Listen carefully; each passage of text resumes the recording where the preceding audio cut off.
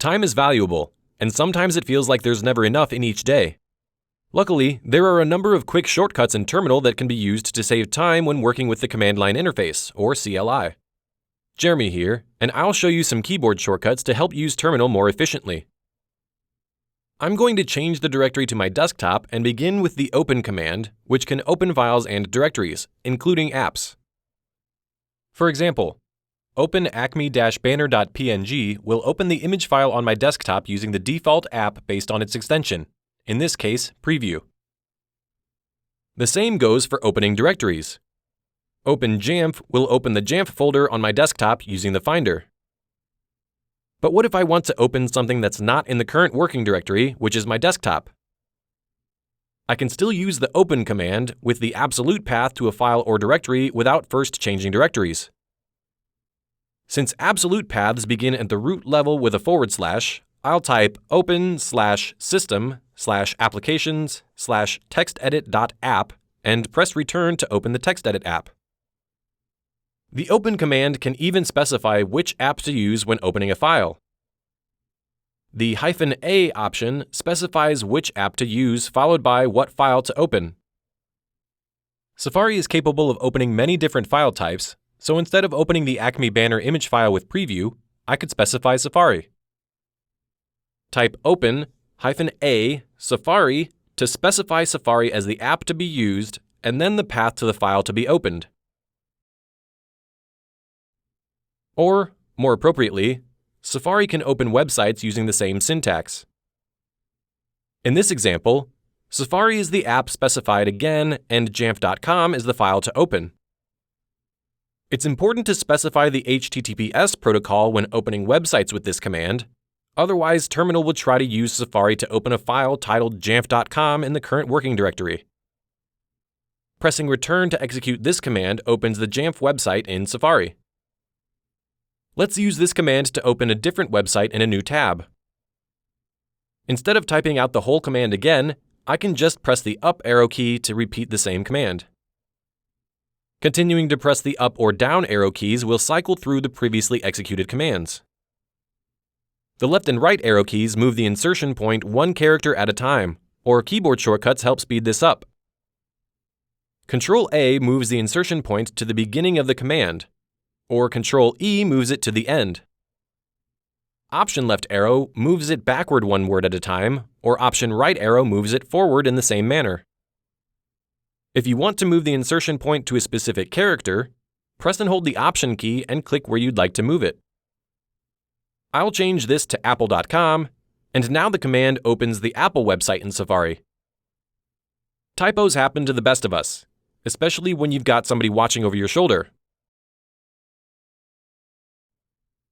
Thankfully, the tab key is used to automatically complete directory or file names, commonly referred to as tab completion, helping to speed up use of the command line while eliminating human error. I'll change back to my home directory to demonstrate how this works. Now, when trying to change the directory again, pressing Tab displays a list of possible directories. If I enter a capital D and press Tab again, only directories beginning with a capital D are displayed. Add a lowercase e and press Tab again, and the desktop directory is completed. Executing this command as is will change the directory to my desktop, or adding a capital J and pressing Tab will auto-complete the command again. Now the command changes the directory to the Jamf folder on my desktop. Another great way to eliminate human error is by dragging files or directories into Terminal from the Finder. For example, if I begin with the Open command and a space character, then drag the Acme Banner image file from my desktop to Terminal, the absolute path to the file is entered. Press return to execute the command, and the file is opened. Watch what happens when I do the same with this PDF of the Jamf Pro Administrator's Guide. Its file name contains space characters and an apostrophe, so each one of these characters is preceded by something called an escape character. When working with the command line interface, space characters are used to separate commands, options, and arguments. A backslash is used as the escape character in order to avoid this separation and treat a space character in a directory or file name literally. Press return and the file is opened. The other option for dealing with special characters is by placing the path in double quotation marks. If I type open, insert a double quotation mark, begin to type the file name, then press tab, the file name is completed and contained in double quotation marks. Pressing return will open the file again. Or I can abort this command if I don't want to execute it by pressing Ctrl-C. Some commands continue to run when executed unless an interval is specified. A good example of this would be the ping command. Ping is used to test network connectivity to another computer.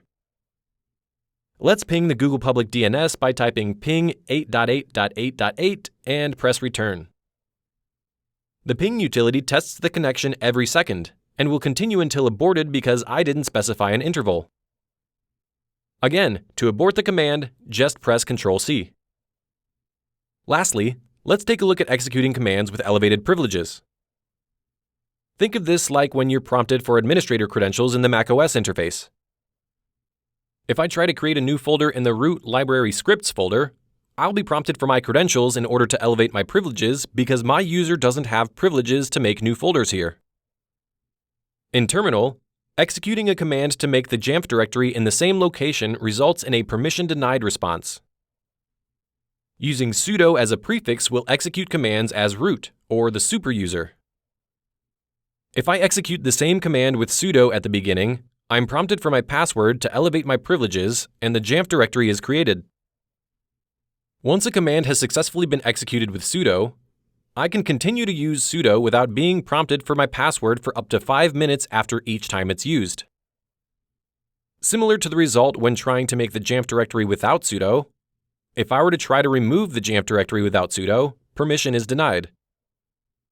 Since I've already tried to execute the remove directory command once, there's a faster way to try again using sudo. In command line terms, an exclamation point is read as bang.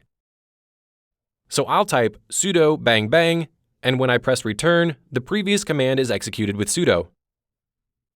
It's important to note only administrator users in macOS can execute commands with sudo by default.